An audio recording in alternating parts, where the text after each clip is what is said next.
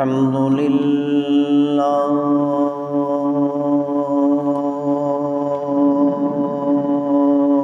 الحمد لله وكفى الصلاة والسلام على عباده الذين اصطفى خصوصا على سيد الرسل محمد المصطفى وعلى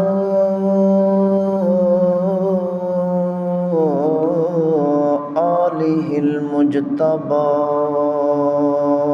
وعلى أصحابه الأتقياء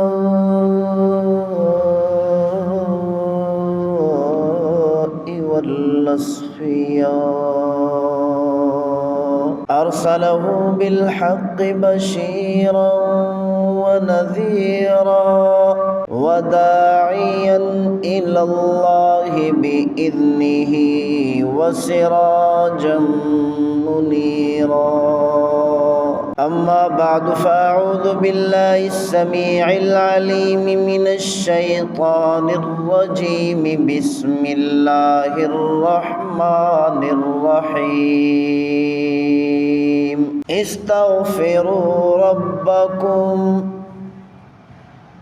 إنه كان غفارا يرسل السماء عليكم مدرارا ويمددكم بأموال وبنين ويجعل لكم جنات ويجعل لكم أنهارا ما لكم لا ترجون لله وقارا وقد خلقكم أطوارا وقال الله تبارك وتعالى في مقام آخر وتوبوا إلى الله جميعا أيها المؤمنون لعلكم تفلحون وقال الله تبارك وتعالى في موضع آخر يا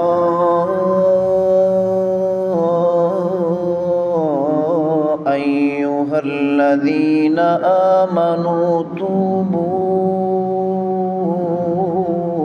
إلى الله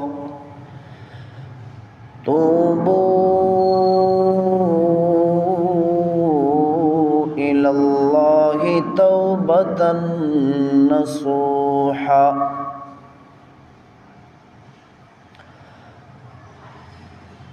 وقال الله تبارك وتعالى في مقام آخر وأن استغفروا ربكم ثم توبوا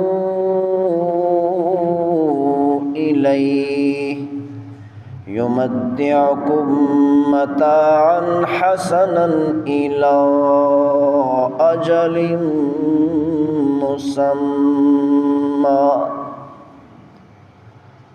ويؤت كل ذي فضل فضله وقال الله تبارك وتعالى في آية أخرى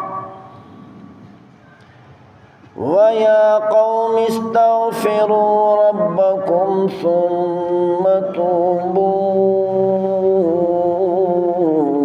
إليه يرسل السماء عليكم مدرارا ويزدكم قوة إلى قوتكم ولا تتولوا مجرمين.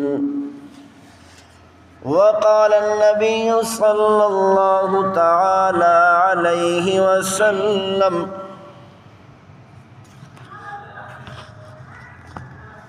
كل ابن آدم خطاء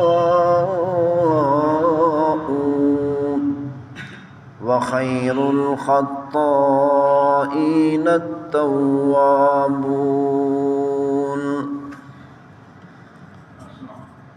عن ابن عمر رضي الله عنهما قال: قال رسول الله صلى الله تعالى عليه وسلم: إن الله يقبل توبة العبد ما لم يغرغر.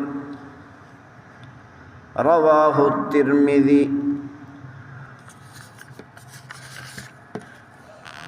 عن عبد الله رضي الله عنه قال: قال رسول الله صلى الله عليه وسلم: التائب من الذنب كمن لا ذنب له. رواه ابن ماجه. عن عبد الله بن عباس رضي الله عنهما قال: قال رسول الله صلى الله عليه وسلم: من لزم الاستغفار جعل الله له من ضيق مخرجا ومن كل هم فرجا ورزقه من حيث لا يحتسب. رواه أبو داود. عن ابن عمر رضي الله عنهما قال: قال رسول الله صلى الله عليه وسلم: إن كنا لنعد لرسول الله صلى الله عليه وسلم في المجلس الواحد 100 مرة: رب اغفر لي وتب إلي إنك أنت التواب الرحيم. رواه أبو داود. أو كما قال عليه الصلاة والسلام: صدق الله مولانا العظيم وبلغ رسوله النبي الكريم ونحن على ذلك لمن الشاهدين والشاكرين والحمد لله رب العالمين. رب اشرح لي صدري ويسر لي أمري واحلل عقدة من لساني يفقه قولي. يا